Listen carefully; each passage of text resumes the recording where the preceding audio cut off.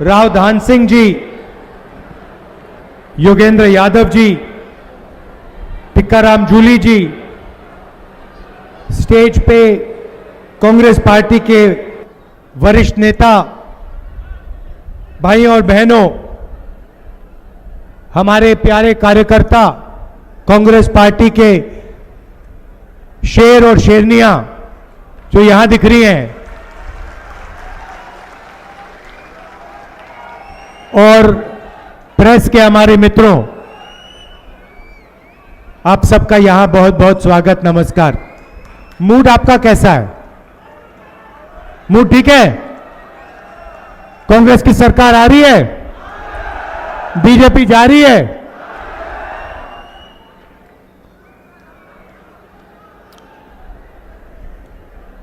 ये जो लड़ाई चल रही है,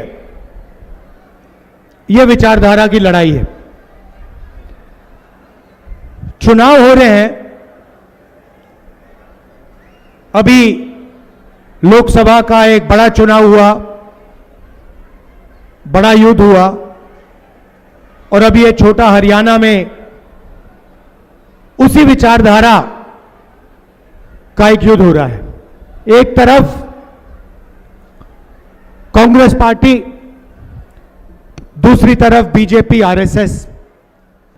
हम कहते हैं कि हिंदुस्तान को संविधान से चलाना चाहिए।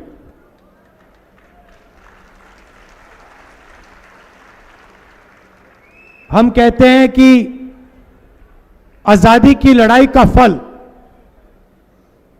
ये अंबेडकर जी का, गांधी जी का संविधान है, ये सबका है, और इसमें सबको फायदा होता है। जब हम देश के बारे में सोचते हैं, विकास के बारे में सोचते हैं, प्रगति के बारे में, संस्थाओं के बारे में, सेना के बारे में, ब्यूरोक्रेसी के बारे में, यहां से शुरू करते हैं। दूसरी तरफ बीजेपी और आरएसएस जो संविधान को मानते नहीं है, वो इसको खत्म करना चाहते हैं, नष्ट करना चाहते हैं। देखिए, ऐसे भाषण में वो आपको कभी ये बात बोल नहीं सकते हैं, क्योंकि वो जानते हैं कि देश को संविधान के साथ, देश का संविधान के साथ बहुत गहरा रिश्ता है। तो सामने आके नहीं कह सकते हैं कि हम संविधान को रद्द करना चाहते हैं, मगर जो भी वो करते हैं संविधान को कमजोर करने के लिए करते हैं। आप देखिए, मैं आपको 2-3 उदाहरण देता हूं। जब कांग्रेस की सरकार होती है, हम मीडिया पर दबाव नहीं डालते। हम चाहते हैं कि मीडिया इंडिपेंडेंट रहे और मीडिया सच्चाई बोले। बीजेपी मीडिया पे दबाव डालते हैं, प्रेशर डालते हैं, मीडिया के लोगों को डराते हैं, संविधान पर आक्रमण करते हैं। संस्थाओं को देखिए, कांग्रेस की सरकार होती है, इलेक्शन कमीशन, एजेंसीज, इन सब में हम इंडिपेंडेंस चाहते हैं। हम चाहते हैं कि ये देश की एजेंसीज हो, देश की संस्थाएं हो, किसी एक पार्टी की संस्थाएं, किसी एक व्यक्ति की संस्थाएं ना हो। और जहां भी आप देखोगे, एजेंसीज में आरएसएस अपने लोग डालते हैं, बीजेपी अपने लोग डालते हैं। यहां पुनिया जी खड़े हुए हैं, जिंदगी भर इन्होंने मेहनत की, और आपने देखा हमारे पहलवानों के साथ बीजेपी ने क्या किया। देश के सामने बिना डरे उनका एक मेंबर बलात्कार कर रहा है, सेक्सुअल हरासमेंट कर रहा है, उनको कुछ लेना देना नहीं। वो भी संविधान पर आक्रमण है, क्योंकि संविधान कहता है कि इस देश में हर महिला की रक्षा होनी चाहिए। और जब नरेंद्र मोदी जी चुप रहते हैं, जब मणिपुर जलता है और नरेंद्र मोदी कुछ नहीं कहते, 1.5 साल हो गए वहां तक नहीं, वहां गए नहीं, तब नरेंद्र मोदी संविधान पर आक्रमण कर रहे हैं।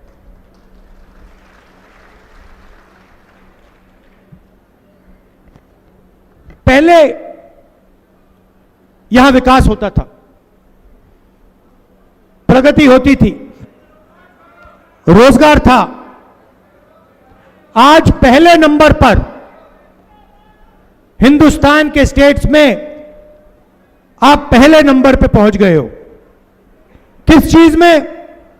बेरोजगारी में। पहले नंबर पे बेरोजगारी में और पहले नंबर पर क्राइम में। ये है हरियाणा की शान। पहले आप देश को रास्ता दिखाते थे। मुझे याद है, लोग मेरे पास आते थे, कहते थे हरियाणा में जो प्रगति हो रही है हम वही चाहते हैं। आज कोई नहीं कहता, आज कोई नहीं कहता। आज सारे के सारे लोग तेलंगाना, कर्नाटका की बात करते हैं। यह बदलना है। कुछ दिन पहले मैं अमेरिका गया। अमेरिका में आपके युवाओं ने, हरियाणा के युवाओं ने मुझे फोन किया। मेरे ऑफिस को फोन करते हैं, कहते हैं राहुल जी हम हरियाणा के हैं, आप डैलस आ रहे हो, टेक्सास में एक शहर है डैलस आ रहे हो, हम आपसे मिलना चाहते हैं। मैंने कहा ठीक है, मगर आप मिलने हमारे घर आइए, हम आपके यहां नहीं जाएंगे, आप हमारे घर आइए। ठीक है।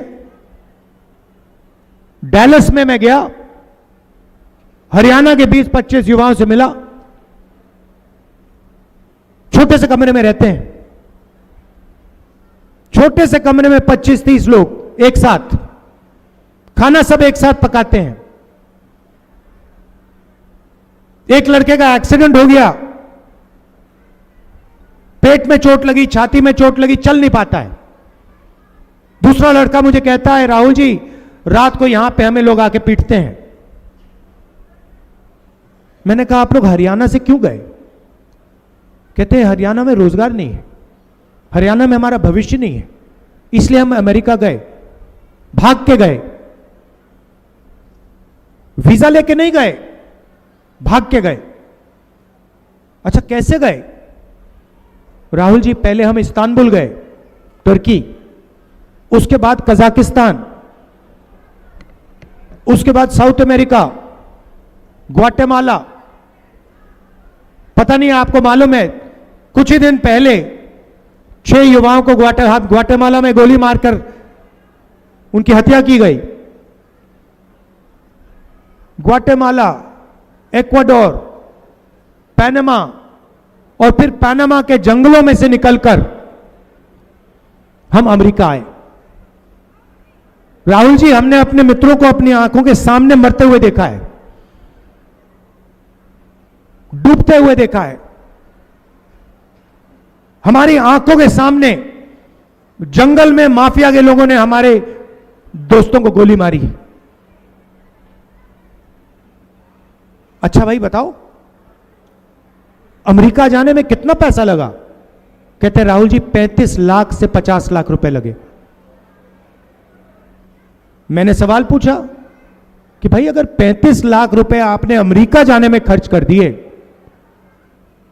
तो 35 लाख रुपए आपने किसी छोटे बिजनेस में क्यों नहीं लगाए?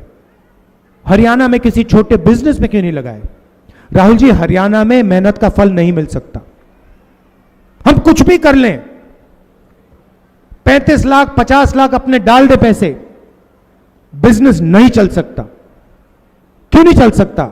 राहुल जी नोटबंदी, गलत जीएसटी, नरेंद्र मोदी जी ने ऐसा माहौल बना रखा है कि अगर आप 25 अरबपतियों में से हो तो हर रोज आपकी लॉटरी खुलेगी, बैंक के दरवाजे आपको खुले मिलेंगे, 16 लाख करोड़ रुपए का कर्जा माफ हो जाएगा।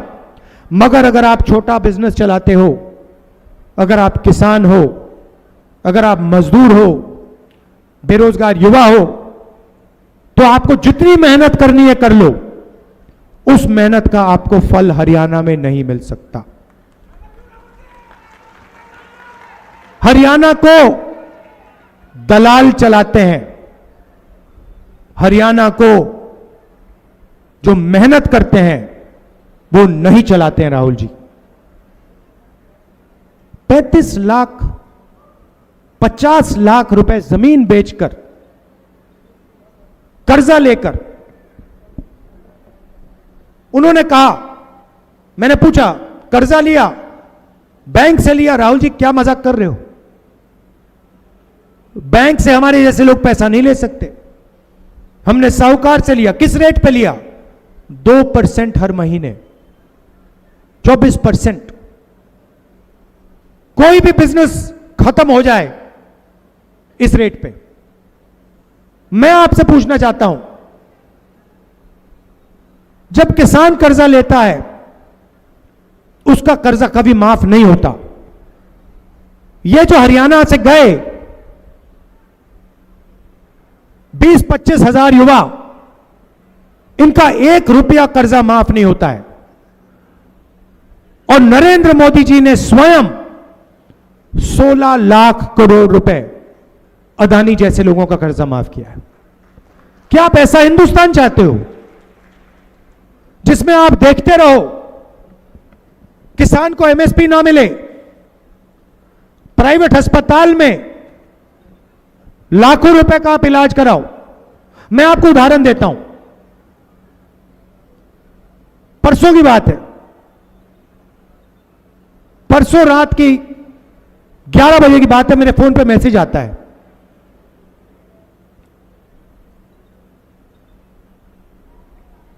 जिम इंस्ट्रक्टर का। मुझे कहता है राहुल जी मेरी मां बीमार है, मैं प्राइवेट अस्पताल ले गया और ये मुझसे 4 लाख रुपए मांग रहे हैं, मेरे जेब में पैसा नहीं है। मुझे कह रहे हैं कि आपकी मां, अगर आपने इनकी आज मदद नहीं की तो आपकी मां मर जाएंगी।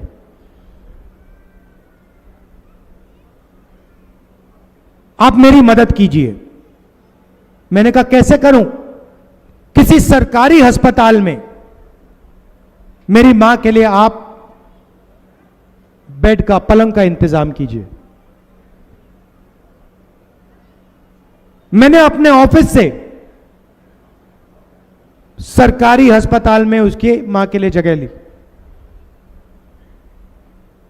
सरकारी अस्पताल में उसकी मां का इलाज होता है। अगले दिन मुझे फोन करता है, कहता है राहुल जी प्राइवेट अस्पताल में वो स्टेंट लगवा रहे थे, प्राइवेट अस्पताल में वो ऑपरेशन करा रहे थे, 4 लाख रुपए मुझसे लेने की कोशिश कर रहे थे।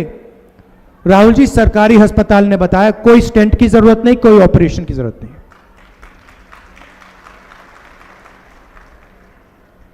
आपने मेरी मां की जान बचा दी, सरकारी अस्पताल ने मेरी मां की जान बचा दी। यह हिंदुस्तान की सच्चाई है। आपको बीमारी हो ना हो, प्राइवेट अस्पताल में आप जाएंगे तो लाखों रुपए आपके जेब से निकलेंगे। बच्चे की शिक्षा करवानी हो, इंजीनियर बनवाना हो, डॉक्टर बनवाना हो, लाखों रुपए हिंदुस्तान के गरीब लोग अपने जेब से देते हैं। किसान अपनी मेहनत का पैसा देता है, मजदूर देते हैं, और उसके बाद पता लगता है हरियाणा में बेरोजगारी है, डिग्री का कोई मतलब ही नहीं है, सर्टिफिकेट का कोई मतलब ही नहीं, शिक्षा का कोई मतलब ही नहीं। 10-15 साल बाद पता लगा कि लाखों रुपए प्राइवेट अस्पताल को पकड़ा दिए, लाखों रुपए private school, private college, private university को पकड़ा दिए और हाथ में कुछ मिला नहीं। यह है नरेंद्र मोदी जी का मॉडल, बीजेपी का मॉडल। कुछ दिन पहले भाषण चल रहे थे, ऐसे ही भाषण चल रहे थे, हुड्डा जी ने भाषण दिया, मेरी बहन भी थी प्रियंका ने भी भाषण दिया, और वहां सब कह रहे थे कि सबकी इज्जत होनी चाहिए, सबकी रिस्पेक्ट होनी चाहिए। मैं सुन रहा था और मैंने कहा हां, इज्जत तो होनी चाहिए।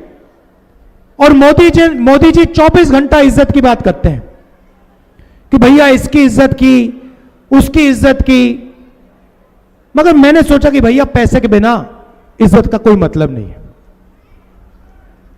अगर किसान का बेटा या मजदूर का बेटा भूखा मर रहा है और कोई उसकी जाके इज्जत करे तो वो इज्जत खोखली है।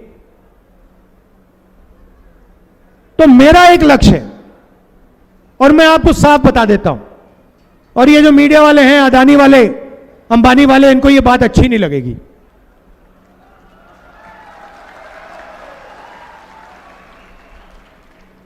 जितना पैसा नरेंद्र मोदी और बीजेपी के लोग 25 अरबपतियों को देते हैं, उतना ही पैसा मैं और कांग्रेस पार्टी हिंदुस्तान के गरीब लोगों के बैंक अकाउंट में डालेंगे। और भाई और बहनों, मैं रिकॉर्ड रख रहा हूं, मैं ऐसे बात नहीं कर रहा हूं, मैं गिनती कर रहा हूं। 10 साल से मेरी गिनती चल रही है, और जैसे ही मौका मिलेगा, जितना पैसा उन्होंने उनको दिया ना, उतना पैसा मैं उठा के आपके हाथ में कर दूंगा। और फिर ये सारे चिल्लाएंगे, ये सारे मीडिया वाले चिल्लाएंगे, सारे टीवी वाले चिल्लाएंगे, ये देखो गरीबों की आदत खराब हो रही है, ये देखो राहुल गांधी ने गरीबों की आदत बिगाड़ दी, किसानों की आदत बिगाड़ दी, मजदूरों की आदत बिगाड़ दी। अरे भाई, अदानी अंबानी की आदत नहीं बिगड़ती क्या? उनके लाखों करोड़ रुपए माफ हो जाते हैं, उनकी आदत नहीं बिगड़ती, उनका विकास हो रहा है। और जब किसान का कर्जा माफ किया तो कहते भाई देखो आदत बिगाड़ दी। मनरेगा, मजदूरी करता है आदमी, प्रेस वाले लिखते हैं देखो गरीबों की आदत खराब हो रही है।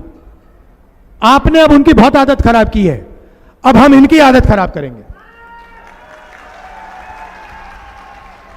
मैं सिर्फ न्याय मांग रहा हूं। मेरा कहना है, अगर अंबानी का, अदानी का लोन माफ हो सकता है तो फिर किसान का लोन माफ होगा। अगर अंबानी मार्केट में चिप्स बेचता है, कैंपा कोला बेचता है, सेलफोन बेचता है, उसे सही रेट मिल सकता है, तो फिर हिंदुस्तान के किसान को सही रेट मिलेगा, एमएसपी मिलेगी और उसका कर्जा माफ होगा। और यही लड़ाई है। कॉन्स्टिट्यूशन क्या कहता है?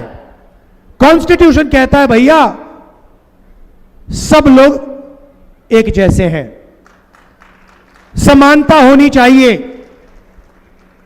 36 की 36 बरादरियों को एक जैसा फायदा मिलना चाहिए। कॉन्स्टिट्यूशन यह कहता है।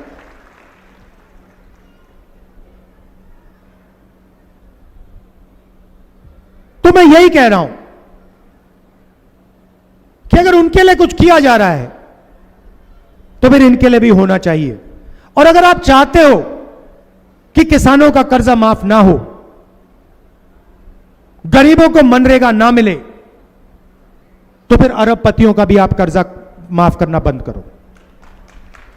हिंदुस्तान का किसान कोई फ्री गिफ्ट नहीं चाहता, कोई तोहफा नहीं चाहता। हिंदुस्तान का किसान, हिंदुस्तान का मजदूर सिर्फ अपना हक चाहता है और कुछ नहीं चाहिए उसको, मगर हक उसको मिलना पड़ेगा। अब हरियाणा में आपके लोग भाग रहे हैं, बेरोजगारी है। अमेरिका में जब गया मैं, उन्हीं युवाओं ने मुझे कहा राहुल जी आप हमारी एक मदद कीजिए। अब आप सोचिए, राहुल जी आप हमारी एक मदद कीजिए। क्या मदद करूं? मैंने सोचा हरियाणा में मुझसे कुछ काम करवाएंगे। कहते नहीं, राहुल जी, जब आप हरियाणा जाएंगे, आप हमारे परिवारों से मिलिए और आप हमारे परिवारों को कहिए कि हम ठीक हैं, हम सलामत हैं। मैंने कहा, आप फोन करके क्यों नहीं कह देते? आपके पास वीडियो कॉल है, 21वीं सदी है, फोन उठाइए, परिवार को फोन लगाइए, वीडियो कॉल पे कहिए मैं ठीक हूं। कहते राहुल जी मानते नहीं है, सोचते हैं हम झूठ बोल रहे हैं। हमारे माता पिता जानते हैं राहुल जी कि अगर उनकी मृत्यु हुई तो हम अंतिम संस्कार करने नहीं जा सकते हैं। यह सच्चाई है। हमारे बच्चे जानते हैं राहुल जी कि 10 साल के लिए हम उनसे नहीं मिल सकते हैं। आप जाइए, उनसे मिलिए और उनसे कहिए कि हम ठीक हैं। शायद वो आपकी बात मान जाए। मैं गया, करनाल गया 5 बजे सुबह। 21वीं सदी में गांव में कंप्यूटर लगा है, वीडियो कॉल चल रहा है, चारपाई पे हम यहां बैठे हैं। कौन? माता पिता और बच्चे।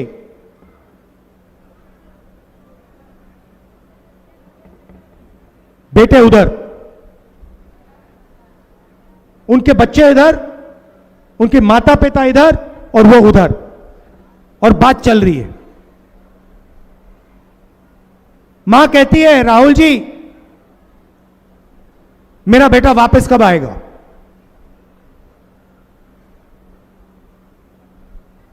छोटा सा बच्चा देव कंप्यूटर की ओर दौड़ता है, चिल्लाता है, पापा वापस आओ, पापा वापस आओ। कंप्यूटर को ऐसे हिला रहा है, पापा वापस आओ, वापस आओ। पापा देख रहे हैं उसको, मुस्कुरा रहे हैं। मुझे दिख रहा है कि ये रोना चाहता है, अपने बच्चे से गले मिलना चाहता है, मगर मुस्कुरा रहा है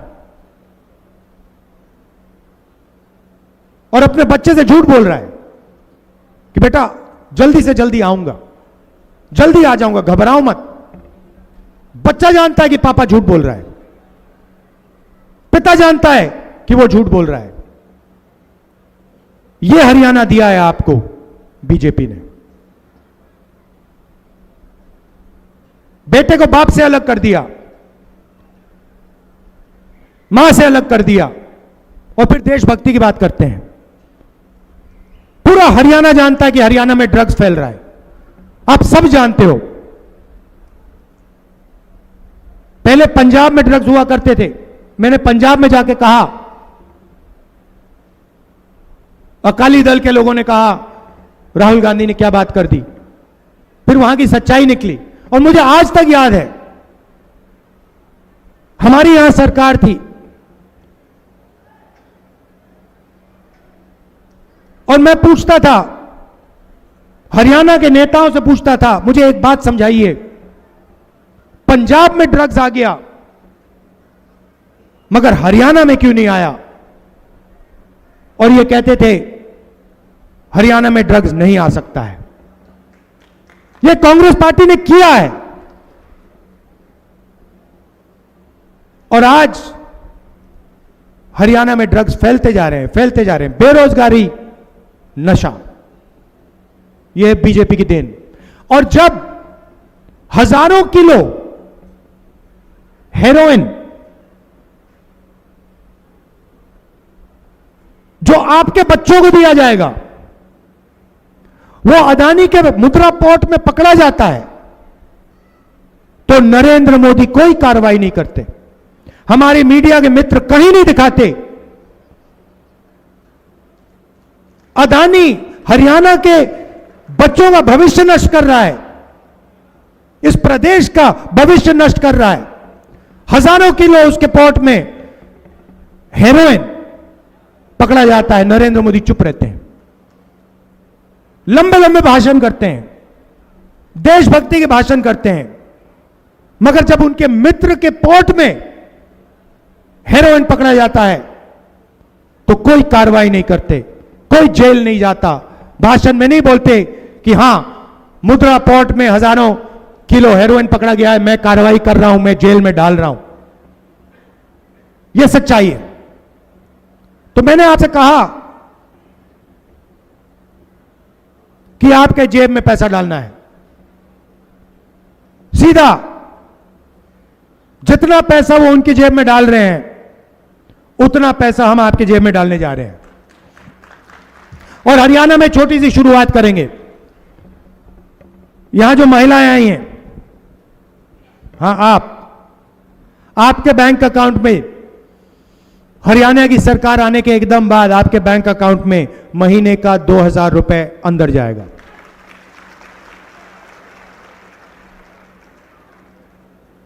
और आज आप 1200 रुपए का सिलेंडर खरीदती हैं, नहीं खरीदती हैं, 500 रुपए का सिलेंडर होगा और 700 रुपए उसके जो बचेंगे वो आपके जेब में जाएंगे। सामाजिक सुरक्षा, बीजेपी ने आपसे ओल्ड पेंशन स्कीम छीनी, हम आपको वो ओल्ड पेंशन स्कीम वापस देने जा रहे हैं। और 6000 रुपए हर महीने बुजुर्गों के पेंशन के लिए, विकलांगों के पेंशन के लिए हम देने जा रहे हैं, विधवाओं के पेंशन के लिए हम देने जा रहे हैं। 2 लाख सरकारी नौकरियां भरी नहीं गई हैं। अभी आपने जल्दी ताली बजा दी, अभी तो मैंने बात ही नहीं बोली। जो जरूरी बात है तो मैंने बोली भी नहीं, अभी आपने ताली बजा दी, क्योंकि आप समझ गए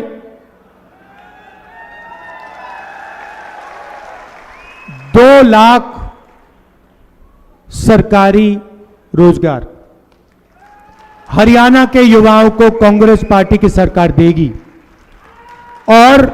और ये सुनिए, सबसे जरूरी बात, 36 बरादरियों को ये नौकरियां मिलेंगी। समानता के साथ, आदर के साथ, रिस्पेक्ट के साथ ये 2 लाख नौकरियां हरियाणा के 36 बरादरी के युवाओं को दी जाएंगी। इसमें कोई भेदभाव नहीं होगा। 36 के 36 बरादरियों को ये नौकरियां दी जाएंगी। हमारे किसान भाई, आपको गारंटी करके हम एमएसपी देने जा रहे हैं। मिनिमम सपोर्ट प्राइस हरियाणा के किसानों को मिलेगी। और बीमा का पैसा 6 महीने बाद, 1 साल बाद नहीं, बीमा का पैसा जैसे ही आपका नुकसान होगा, जल्दी से जल्दी बीमा का पैसा आपके बैंक अकाउंट में जाएगा। 300 यूनिट फ्री बिजली और 25 लाख रुपए स्वास्थ्य हेल्थ इंश्योरेंस में आपको दिया जाएगा। जो भी आपको ऑपरेशन करवाने हो, स्टेंट लगवानी हो, पेट का ऑपरेशन करना हो, किडनी का ऑपरेशन करना हो, जो भी ऑपरेशन आपको करना होगा, आपको करवाने के लिए 25 लाख रुपए तक बीमा का पैसा मिलेगा। ये देशभक्तों का इलाका है। आप देश को अपने युवा देते हो, आर्मी को अपने युवा देते हो, देते थे।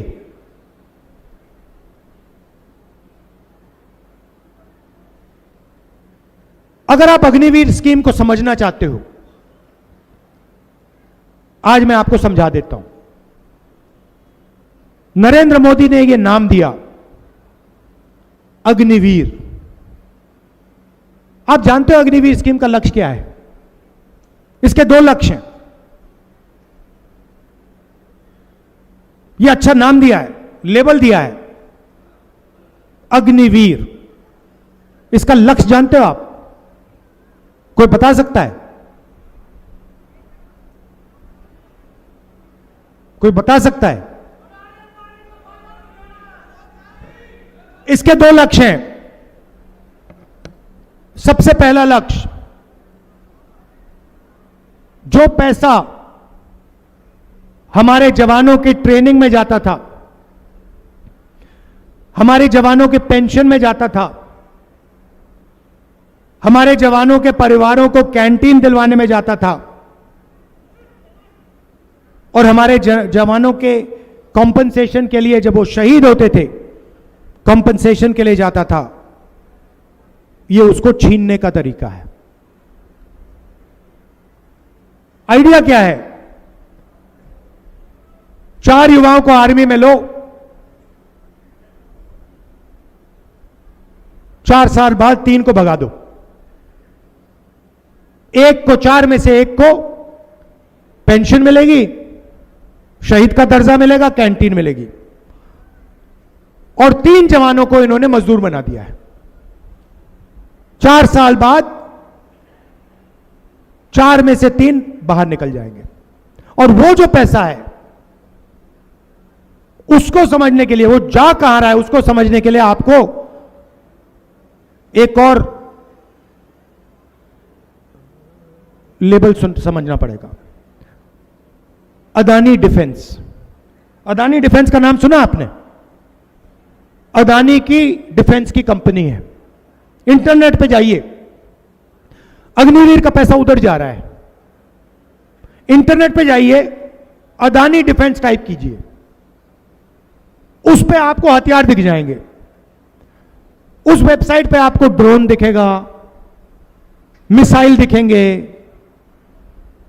राइफल दिखेगी, पिस्तौल दिखेगी, मशीन गन दिखेगी, सारी की सारी आपको अदानी डिफेंस की वेबसाइट पे दिखेगी।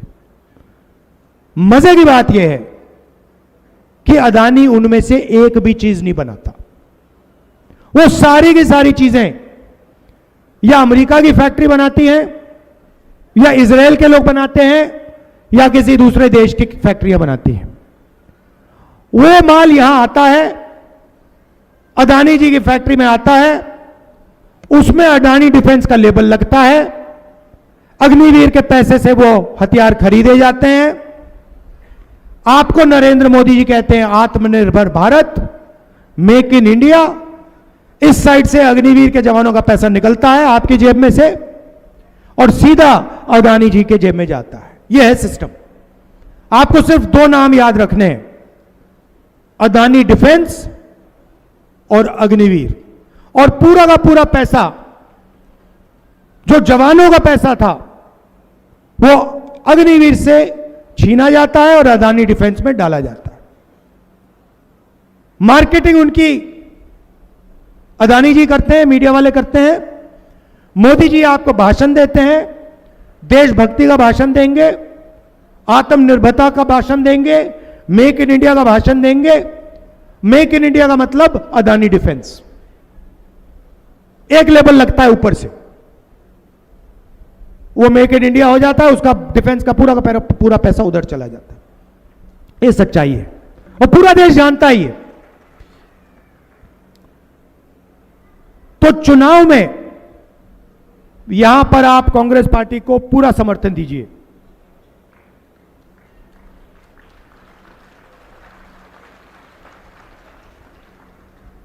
और 3 चीजें मैं आपको कहना चाहता हूं। सबसे पहले, जो हमारे किसान हैं,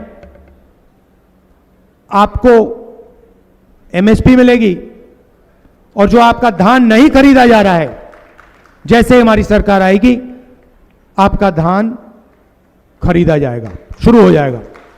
दूसरी बात, आजकल बीजेपी की बहुत बी टीम, सी टीम, डी टीम, ए टीम घूम रही है।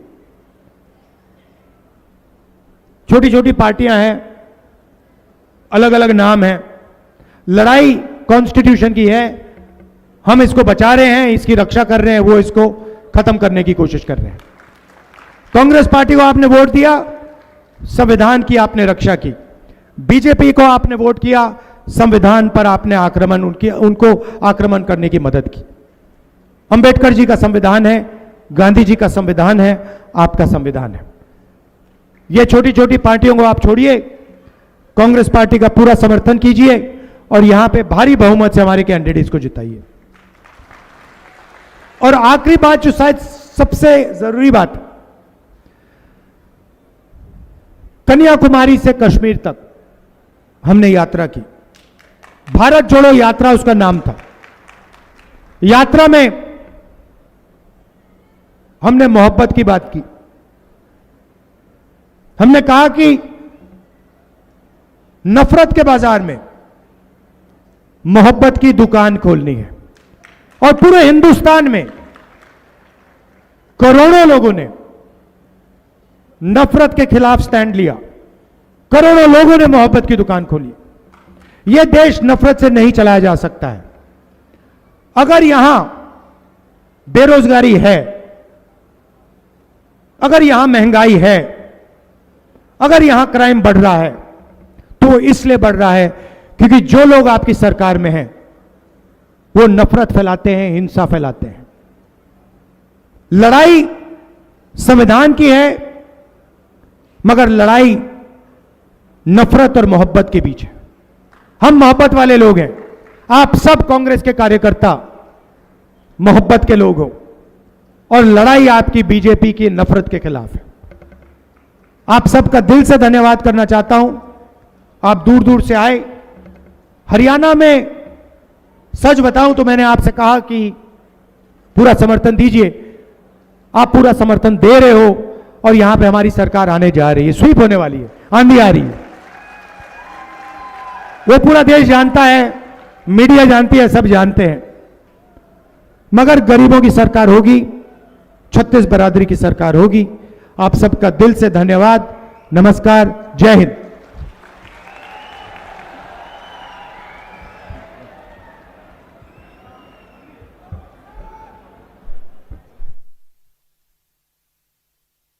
हेलो, मैं सब लोगों से आग्रह करूंगा 2 मिनट के लिए आप लोग रुके।